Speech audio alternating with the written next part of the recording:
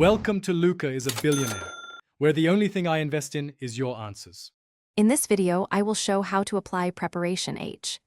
Begin by washing your hands and the area gently, then pat dry and prepare the ointment for a small initial dose before proceeding.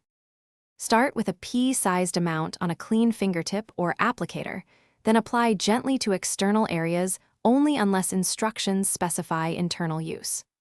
Rub lightly until absorbed and repeat as directed by the packaging, usually after bowel movements and at bedtime. If this video is helping, please subscribe and like so you see more helpful tips. Quick recommendation: I enjoyed a book called The Simple Path to Wealth because it simplifies big money ideas into easy steps, like a gentle salve for financial stress. Check the description for the link and other deals, and now let's get back to the video. Timing matters. Apply after bowel movements and at night to calm swelling and itching.